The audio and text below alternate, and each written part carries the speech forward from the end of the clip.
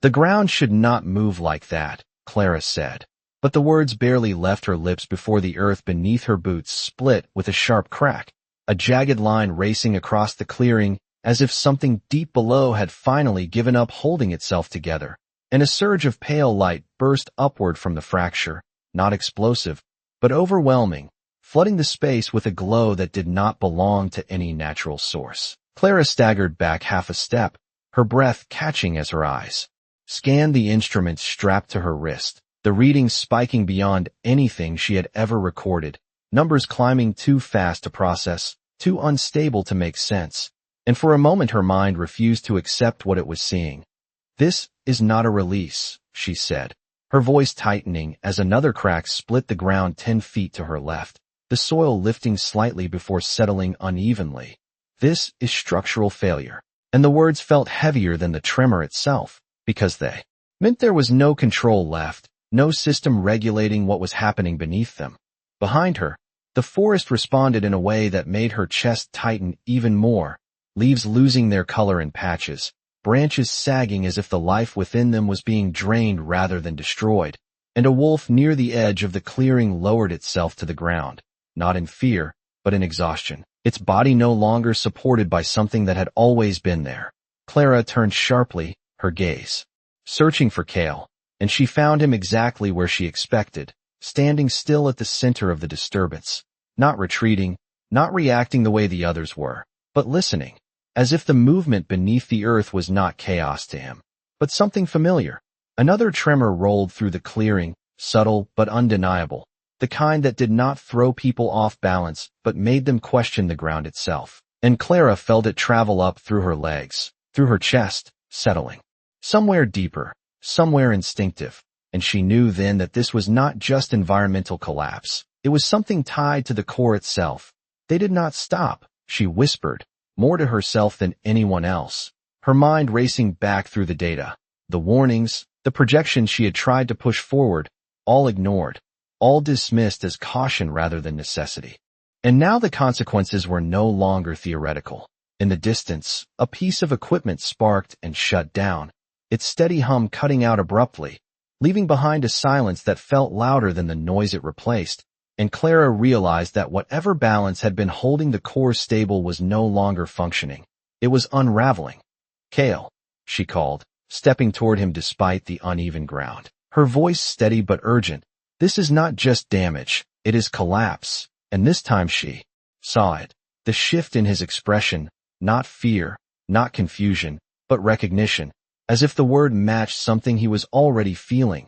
He did not answer immediately, his gaze fixed on the fracture at his feet where the light pulsed again, softer this time but deeper, like a heartbeat out of rhythm, and Clara felt her breath catch as she followed his line of sight, realizing that the energy was not dispersing outward. It was pulling inward, collapsing toward a point instead of expanding.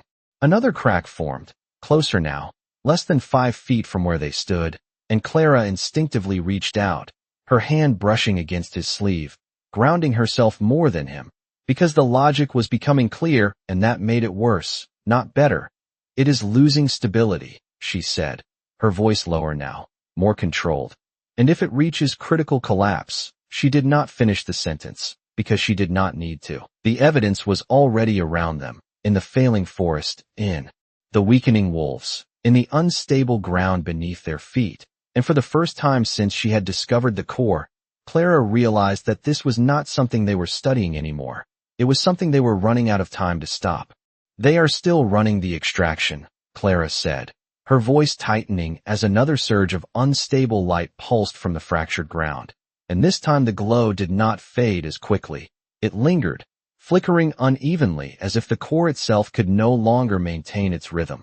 She turned sharply toward the distant equipment line, her eyes locking onto the remaining operational rigs, their lights still active, still drawing energy from beneath the surface as if nothing had changed, as if the system was not collapsing around them. "They did not shut it down," she said again, louder now, the realization cutting through the chaos more sharply than the tremors themselves, because this was no longer an accident. It was continuation, and continuation meant acceleration. Cale's gaze shifted from the fracture to the horizon where the machine stood, His expression still controlled, but something in it had hardened, not anger, but understanding. As if the pattern beneath the collapse was becoming clear to him in a way it was only beginning to form in Clara's mind. Another tremor rolled through the ground, slightly stronger this time, enough to shift loose soil and send small stones sliding into the widening cracks. And Clara felt her balance falter for just a second before she steadied herself, her focus snapping back to the readings on her device. The data no longer just unstable, but cascading, each spike triggering another, a chain reaction that no system was correcting. The core is not failing on its own, she said, her voice sharper now, more urgent. It is being pushed past its limits, and the words settled into the air with a clarity that made everything worse, because it meant this was not an unpredictable event, it was a consequence. Behind them, the forest responded again, another section of trees losing their color, the shift subtle but spreading, and the same wolf that had lowered itself earlier struggled to stand, managing only a slight movement before settling again, its strength not gone, but draining. As if something essential was being pulled away, Clara's chest tightened, but she forced herself to stay focused, because emotion would not solve what logic had to face, and the logic was becoming undeniable. If they keep extracting, the core will not stabilize, she continued, stepping slightly in front of Kale now, her posture instinctively protective, not just of him, but of the decision she knew was coming. It will collapse completely. And this time she did not stop herself from finishing the thought, because avoiding it would not change it. In the distance, one of the machines flickered, its steady glow stuttering before stabilizing again, and that brief interruption told her everything she needed to know. The system was compensating, forcing itself to continue despite instability, and that meant the collapse was not slowing. It was accelerating. They think they can control it, she said, quieter now, almost to herself. But the weight of the realization carried through the space between them. They cannot. And Kale finally moved, not away from the fracture, not toward the forest, but one step forward, closer to the source of the light. And Clara felt it immediately, the shift in the air, subtle but undeniable, as if the core itself had reacted to that single movement. She turned to him quickly, her eyes searching his face, and for the first time since the collapse began, she saw something different there, not just recognition, but connection, as if the unstable energy beneath them was not just something he sensed, but something that responded to him. Kale, she said, her voice softer now, but more urgent than before. Do you feel that? And she did not need him to answer, because the way he stood, the way the light pulsed slightly stronger near him, told her everything. The core was not just breaking, it was reaching, and as another crack split the ground between them, Clara realized that whatever came next would not be decided by the machines, or the humans controlling them, but by whether Kale chose to step closer to what was calling him, or turn away before it was too late. It is responding to you, Clara said, her voice barely above a breath as the light beneath the fractured ground pulsed again, this time sharper, more focused, no longer spreading randomly, but gathering in subtle waves that seemed to align with where Kale stood, and she felt it clearly now, not just as data on a screen or movement beneath her feet, but as a pattern forming in real time. Kale did not look at her immediately, his gaze still locked on the glowing fracture, his posture steady yet drawn forward by something invisible, something deeper than instinct. And when he finally spoke, his voice was low but certain. It is not just reacting, he said. It is reaching. And the words sent a chill through Clara that had nothing to do with the shifting air around them. Another tremor moved through the clearing, stronger than before, enough to widen the cracks by inches, the edges crumbling slightly as the light intensified beneath them, and Clara took a small step back without thinking, her mind racing through every model she had built, every simulation she had trusted, none of them accounting for this, for a system that did not just fail, but sought connection as it collapsed behind them. The forest continued to change, the fading spreading further, the once vibrant green now dull and uneven, and another wolf near the treeline lowered itself slowly, not collapsing, but yielding, as if conserving what little strength remained, and Clara felt the urgency press against her chest harder with every passing second. If it is reaching, she said, forcing her voice to stay steady, Then it is not done yet. And she turned her full attention to Kale now, stepping closer despite the unstable ground, her hand still hovering near his sleeve as if ready to steady him or herself. She was not sure which. The machines in the distance flickered again, one of them dimming briefly before surging back to full output, and Clara's eyes snapped toward it, frustration and fear mixing in a way that made her jaw tighten, because every second those systems remained active, they were pulling more from something that could no longer sustain it, feeding the collapse instead of stopping it. They are forcing it, she said, more sharply now. They are not letting it stabilize. And for a moment she considered running toward the equipment, shutting it down herself. But the ground between here and there was no longer reliable, the fractures too wide, the risk too high. And more importantly, something told her that even if she reached them, it might already be too late. Kale took another step forward, closer to the brightest point of the fracture, and this time the reaction was immediate. The light surged upward slightly, not violently, but deliberately, as if acknowledging his movement, and Clara felt her breath catch again as the realization settled fully into place. It is connected to you, she said. No hesitation now, no uncertainty, just clarity. Not just sensing you, connected. And Kale's shoulders tightened slightly at that, not in fear, but in acceptance, as if this was something he had always known might be true, even if he had never faced it directly. The air around them felt different now, heavier, charged in a way that made every movement feel more deliberate, and Clara could not ignore what that meant. The core was not simply breaking, it was choosing how it would break, and that choice was being shaped by him. If you step closer, she said, her voice softer now, but filled with urgency, you might be able to stabilize it. And then she hesitated, just for a fraction of a second, because the other possibility was just as real. Or you might accelerate it. And the weight of that uncertainty hung between them as another crack formed, splitting the ground just inches from where Kale stood, the light beneath it pulsing faster now, like a heartbeat racing towards something unknown. And Clara realized that whatever happened next would not be something she could calculate, predict, or control. It would depend entirely on whether he chose to answer what was calling him, or turn away before the core decided for him. If you step forward, there is no turning back, Clara said, her voice steady but low as the light beneath the fractured ground pulsed faster, brighter, responding not to the collapse anymore but to him. And this time Kale did not hesitate, his gaze fixed on the glowing fissure as if it was not just a source of energy, but something that had been waiting for him long before this moment. Another tremor rolled through the clearing, stronger than before, the cracks widening by several inches as loose soil shifted and settled unevenly. And Clara felt her footing falter slightly before she adjusted, her attention never leaving him because she knew this decision would define everything that came next. You feel it too, she said, not as a question but as a confirmation, and Kale nodded once, slowly, his expression calm but heavy with understanding. It is not breaking randomly, he said, his voice quiet but clear. It is breaking towards something. And Clara felt the weight of that truth settle into her chest as she glanced down at her readings, the data no longer chaotic but forming a pattern, spikes aligning with his proximity, the instability concentrating instead of spreading.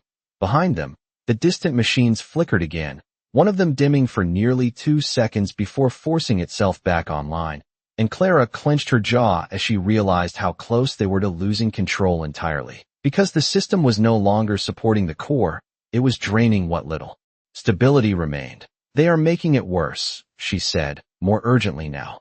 Every second they keep extracting, they are pushing it closer to collapse. And she stepped forward instinctively, placing herself slightly in front of him again, not to block him, but to anchor the moment, to force clarity before action. Kale's eyes shifted briefly to her, and in that moment there was something unspoken between them, not doubt, not fear, but trust, the kind that did not need explanation, and Clara felt it just as clearly as she felt the unstable ground beneath her feet. Another pulse of light surged upward, brighter than before, casting long shadows across the clearing as the air grew heavier, almost charged, and the nearby wolf at the edge of the forest managed to lift its head slightly, reacting to the same shift, as if the energy was no longer just draining but changing direction. If you can stabilize it, Clara said, her voice softer now, but urgent in a different way. You might stop this. And then she added, because she had to be honest, because anything less would be a lie. But if you cannot, you could trigger the collapse completely. And the words hung there, heavy and unavoidable, because this was no longer about theory or calculation, it was about choice. Cale looked back toward the fracture, the light now pulsing in a steady rhythm that matched his presence, and without another word, he took a step closer, and this time the reaction was immediate. The glow intensified, not violently, but deliberately, as if acknowledging him, and Clara felt her breath catch as the pattern on her device shifted again, the instability narrowing, focusing, responding. It is aligning, she whispered, her eyes moving rapidly between him and the data. It is actually aligning. And for the first time since the collapse began, there was a hint of something else beneath the urgency. Not relief, not yet, but possibility. Another tremor moved through the ground, but this one felt different, less chaotic, more directed, and Clara realized that the core was no longer just collapsing, it was transitioning, and that transition was tied to him. Cale, she said, her voice steady again, stronger now. If you are going to do this, you have to go all the way, and as the light beneath the fracture pulsed once more, brighter than ever before, Cale stepped forward again, closing the distance between himself and the center of the collapse, and Clara did not move to stop him, because she understood now that this was not something that could be interrupted, it could only be faced, and whatever happened next would decide whether the core survived or everything connected to it would fall with it. The moment Cale's second step settled into the fractured ground, the entire clearing seemed to hold its breath, and then the lights surged again, brighter than anything before, but no longer erratic. It moved in controlled waves, rising and falling in a rhythm that felt deliberate, almost aware, and Clara's eyes locked onto her device as the readings shifted in real time, the chaotic spikes compressing into narrower bands, unstable but no longer random.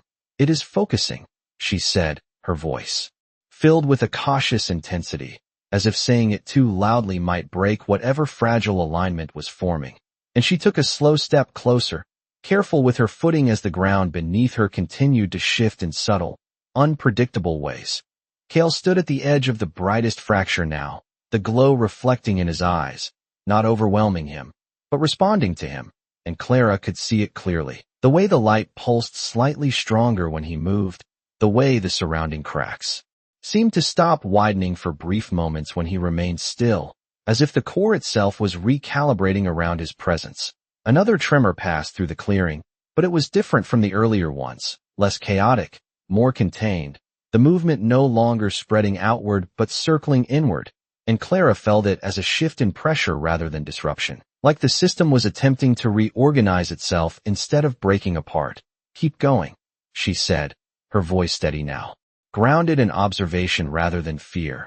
It is reacting to you in a stabilizing pattern, and the words carried a new kind of weight, not just hope, but responsibility, because this was no longer about stopping something external, it was about guiding something internal. In the distance, one of the extraction machines flickered again, its output wavering as the surrounding energy field changed, and Clara glanced toward it briefly, her expression tightening, because she knew the system was still pulling, still interfering.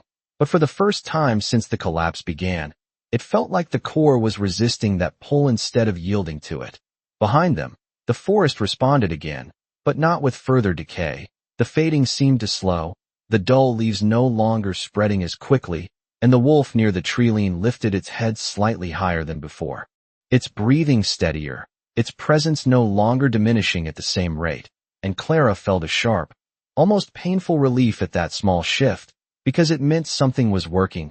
It is not just collapsing, she said, her voice quieter now, but filled with clarity. It is trying to correct itself, and she looked back at Cale, her eyes searching his expression, not for doubt, but for confirmation that he felt it too, that this connection was not one-sided, that it was mutual. Cale took another step forward, closer to the center where the light was strongest, and this time the reaction was immediate and profound. The glow intensified but remained contained, the surrounding fractures no longer widening. instead holding their edges as if waiting, and Clara saw it clearly on her device. The instability narrowing even further, the readings still high but no longer spiraling. "You are anchoring it," she said, the realization hitting her with full force. "You are stabilizing the core." And for a moment, everything seemed to pause around that truth. The air, the ground, even the distant machines felt less dominant, as if the center of control had shifted. But then, just as quickly, a new fluctuation appeared, sharp and sudden, cutting across the stabilizing pattern like a disturbance in calm water, and Clara's breath caught as her eyes snapped back to the readings. Because this was different. Not the same chaos as before, but interference, something external pushing back against the alignment they were creating. "Wait," she said, stepping forward again, her voice rising with urgency. "Something is resisting it." And as another pulse of light surged upward, stronger than the last, Clara realized that stabilizing the core was not going to be enough, because whatever force had pushed it to the brink in the first place was still there, still active, and now it was reacting to Kale just as strongly as the core itself was. "It is not just the core anymore," Clara said sharply as her eyes locked onto the sudden disruption in the data, the stabilizing pattern fracturing again under a new pressure that did not come from within, but from something forcing its way into the system. And she turned instantly toward the distant machines, her breath tightening as she saw the output levels spike again, brighter, harsher, pushing energy extraction beyond anything they had attempted before. "They increased the pull," she said, urgency cutting through every word, because now it was undeniable. The interference was not accidental, it was deliberate.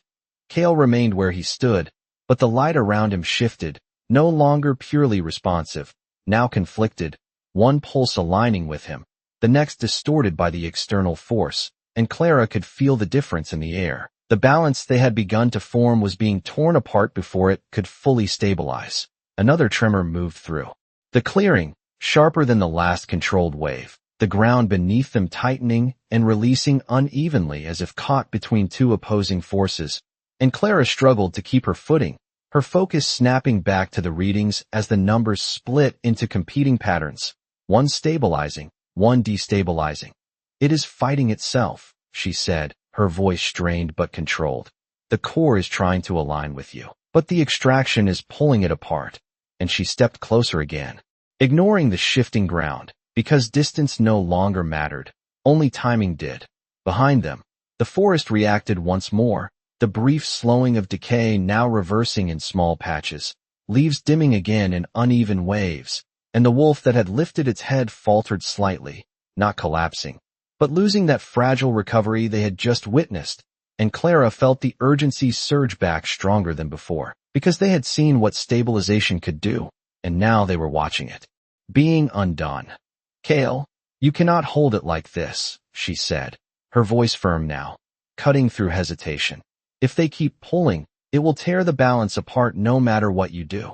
And for the first time since he stepped forward, Kale's expression shifted, not away from the core, but outward, his gaze lifting toward the machines in the distance, his eyes narrowing slightly, as if measuring not the threat, but the distance between cause and effect. Another pulse surged, this one uneven, the light flickering between controlled and chaotic in rapid succession, and Clara felt the shift ripple through her chest, the instability no longer abstract but immediate, pressing against everything around them. "You have to go deeper," she said, the realization forming as she spoke it, her voice steadier than she felt. "You cannot just stand at the edge, you have to reach the source before they break it completely." And the weight of those words settled between them, because it meant stepping further into something neither of them fully understood. Kale looked back toward the fracture, the brightest point now pulsing with a conflicting rhythm, and without hesitation this time, he moved again, one deliberate step closer to the center, and the reaction was immediate. The stabilizing pulse surged stronger than before, pushing back against the distortion for a brief moment, and Clara saw it clearly on her device, the two patterns colliding, neither dominant, both fighting for control. "That is it," she said quickly, her voice rising with urgency and hope intertwined. "You are countering it." But even as she spoke, the machines flared again in the distance, their output spiking once more, and the destabilizing pattern surged back in response, stronger, more aggressive, refusing to yield. Clara's breath caught as she realized the truth in full, not as a theory, but as a reality unfolding in front of her. This was no longer a matter of stabilizing the core alone. It was a race, a direct opposition between Kale and the force driving the extraction, and if one side did not overpower the other soon, the core would not choose between them. It would break under both. Then we run out of time, Clara said, her voice cutting through the rising instability as the two opposing forces collided again beneath their feet, the ground tightening and releasing in uneven pulses that no longer followed a single rhythm. And she could feel it now, not just through her instruments, but through the air itself, the core no longer deciding how to behave, but reacting to pressure from both sides at once. Kale stood at the threshold of the brightest fracture, the light surging around him in layered waves, one steady and aligned with his presence, the other jagged and intrusive, distorting the pattern every few seconds. And Clara's eyes moved rapidly across her device as the readings split further apart, the stabilizing pattern growing stronger, but the interference escalating just as quickly. "You cannot outpace them from here," she said, stepping forward again despite the unstable ground, her voice firm, urgent, grounded in everything she had seen in the data. "They are increasing output faster than the core can recover."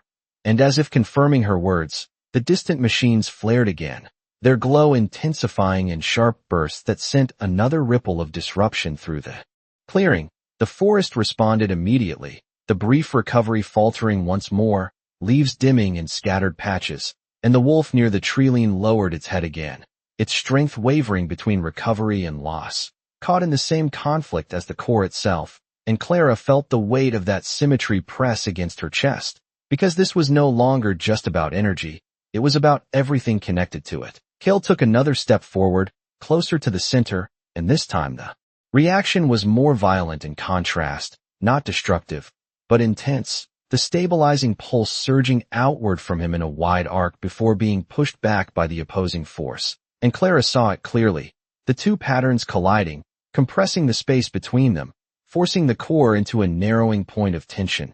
"It is becoming a pressure point," she said, her voice quieter now, but filled with urgency. "If that point collapses, everything collapses with it." And she knew in that moment that they were no longer preventing disaster. They were standing at the exact place where it would either be stopped or fully triggered. Kale's gaze remained fixed on the center, but there was a shift in him now, not hesitation, not doubt, but decision, and Clara saw it before he even moved, the way his posture aligned, the way his breathing steadied, as if he had chosen a direction that did not allow for retreat. "If I go further," he said, his voice low but clear, "it will not just respond. It will bind." And Clara felt the weight of that word immediately, because binding meant connection beyond control, beyond adjustment. It meant becoming part of the system itself. She stepped closer, close enough now that the unstable light reflected fully in her eyes, her voice softer but unshakable. "Then you will not just stabilize it," she said. "You will carry it." And the truth of that hung between them, heavy and undeniable, because there was no version of this where he remained unchanged. Another surge hit, stronger than before, the interference pushing harder, the machines in the distance glowing at maximum output, and Clara's device spiked again, the destabilizing pattern threatening to overtake the stabilizing one entirely. "Kale, now," she said, urgency breaking through her control, because the window was closing, rapidly, visibly, and if he did not act in that moment, there would not be another. The light beneath the fracture pulsed once more, brighter than anything before, the two forces colliding at their peak, and without another word, Kale stepped forward into the center of it, crossing the threshold where the energy was no longer surrounding him, but rising toward him, and Clara felt the shift instantly, not just in the readings, not just in the ground, but in the space itself, as if the core had finally reached the point where it would either accept him fully or break, beyond anything either of them could stop. The moment Kale crossed into the center, the world seemed to fold inward around him, not collapsing, but converging, as the light surged upward in a steady column that no longer flickered between chaos and control. It locked onto him completely, and Clara felt it instantly, the violent instability that had been tearing through the clearing suddenly tightening into a single, overwhelming focus. Her eyes snapped to her device as the readings spiked beyond every previous threshold, but this time, they did not scatter, they aligned, every fluctuation drawn toward one central point, and that point was him. "It is binding," she whispered, her voice unsteady for the first time, not from fear alone but from the magnitude of what she was witnessing. Because this was no longer stabilization, this was integration. The ground beneath them shifted again, but differently now. The cracks no longer widening outward but pulling inward, their edges holding as if the collapse had been paused mid-motion. Suspended in a fragile equilibrium, Cale stood unmoving at the center, the light rising around him, not consuming, not overwhelming, but wrapping, responding to his presence as if it recognized him as part of its own structure, and Clara could see it in the way the pulses synchronized, no longer competing patterns, but a single rhythm emerging, stronger, more defined, behind her. The forest reacted in a way that made her breath catch, the fading slowing again, but this time more noticeably. Patches of dull leaves holding their color instead of draining further, and the wolf near the tree-line lifted itself fully onto its feet, unsteady but standing, its presence no longer diminishing under the pressure. "It is working," Clara said, her voice gaining strength as the evidence unfolded around her. But even as she spoke, the distant machines flared again, their output surging. In sharp, aggressive bursts that cut across the newly formed alignment, and the effect was immediate. The stable rhythm around Cale flickered for a fraction of a second, disrupted but not broken. Clara's eyes narrowed as she watched the data, the stabilizing pattern holding, but now under strain, the interference pushing harder than before, refusing to be overridden completely. "They are not stopping," she said, frustration and urgency tightening every word, because the system that was causing the collapse was now actively resisting the correction, and the longer it continued, the more pressure it placed on the balance Cale was holding. Another surge rippled through the clearing, stronger than before, the two forces clashing directly at the center, and Clara felt the air tighten around her chest, as if the space itself was compressing, the equilibrium becoming more difficult to sustain. "Cale, you have to hold it," she called, stepping closer despite the risk, her voice steady but urgent, because she could see it clearly now. The core was stabilizing through him, but it was not yet secure. It was fragile, dependent, and every second of interference threatened to tear it apart again. Cale did not respond, but the shift in the light around him answered for him, the glow intensifying, the rhythm strengthening, as if he was pushing back, not against the core, but against the force disrupting it. And Clara saw the result immediately, the stabilizing pattern expanding slightly, pushing outward against the interference instead of merely holding its ground. "That is it," she said quickly, her voice rising with focused urgency. "You are countering it directly." But even as she spoke, her device flashed another warning, a sharp spike in the destabilizing pattern, stronger than before, as the machines reached what appeared to be their maximum output. Clara's breath caught as she realized what that meant. This was the final push, the point where one force would overpower the other, and if the interference broke through now, the core would not have another chance to stabilize. She stepped forward again, closer than she had been since the collapse began, her voice cutting through the charged air. "Do not let it break." And as the light surged once more, brighter than ever, Clara understood that Cale was no longer just stabilizing the core. He was becoming the line that separated its survival from its destruction. The surge came. All at once, not as a sudden explosion, but as a final convergence, the two opposing forces colliding at their peak, and for a single suspended moment, everything in the clearing froze, the light around Cale intensifying into a steady, overwhelming glow that no longer flickered between control and chaos.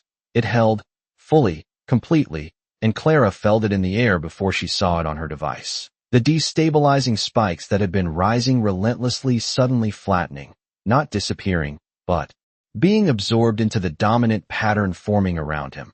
Her eyes locked onto the readings as they shifted into something she had not seen since the collapse began. Coherence, not perfect, not stable yet, but no longer breaking apart, and her breath caught as the realization hit her with full clarity. "He is holding it," she said, her voice almost a whisper, because anything louder felt like it might shatter the fragile balance that had finally taken shape. Cale stood unmoving at the center, the light no longer surging against him but through him, the pulses synchronized into a single rhythm that spread outward across the fractured ground. And as that rhythm expanded, the cracks began to respond, not sealing, but stabilizing, their edges no longer shifting, no longer widening, held in place by the same force that now surrounded him. Behind her, the forest shifted again, but this time the change was undeniable. The fading slowed to a halt in visible patches, leaves holding their color, branches no longer sagging under invisible pressure, and the wolf near the tree stood fully now, steady, its presence no longer caught between recovery and loss, and Clara felt a sharp, overwhelming sense of relief surge through her chest, because for the first time since the collapse began, the system was not just resisting failure, it was recovering. But then her device flashed again, a sharp warning cutting through the moment, and her eyes snapped back to the data as she saw it. The interference had not stopped, it had adapted, the machines in the distance still pushing, still pulling, but now their effect was different, no longer overpowering the core directly, but pressing against the stability Cale had created, testing it, probing for weakness. "They are still trying to take it," she said, her voice tightening as she looked toward the distant glow of the extraction rigs. "They have not shut it down." And the realization carried a new weight now, because the balance Cale was holding was not permanent, it was being sustained, actively, moment by moment. The light around him pulsed again, stronger this time, not in response to the collapse, but in resistance to the interference, and Clara saw it clearly in the data, the stabilizing pattern pushing outward, expanding beyond the center, countering the external force directly instead of containing it. "You are pushing it back," she said, her voice rising with urgency and awe intertwined, because this was no longer just survival. This was control, the core no longer collapsing, no longer merely stabilizing, but actively defending itself through him. Another surge came from the machines, sharp and aggressive, and for a brief second, the light around Cale flickered, the balance straining under the pressure, and Clara felt her breath catch as the readings spiked again. The two forces colliding at full strength, neither yielding completely. "Hold it," she said, stepping closer despite the risk, her voice firm, unwavering, because she knew now that this moment would decide everything. "Just hold it." And as the light surged once more, brighter than ever before, the stabilizing pattern expanded outward in a final, powerful wave, pushing back against the interference with enough force to disrupt its influence. And for a brief, fragile second, the entire clearing fell into stillness, the ground steady, the air calm, the core no longer breaking. Clara stared at the readings, her heart still racing, because she knew this was not the end, not yet. The machines were still active, the threat still present, and Cale was still standing at the center of it all, holding a balance that could shift again at any moment. And as the light around him settled into a steady glow, she realized that they had not stopped the collapse, they had only delayed it, and the next move would decide whether this fragile stability could be protected, or if everything they had just saved would begin to break all over again.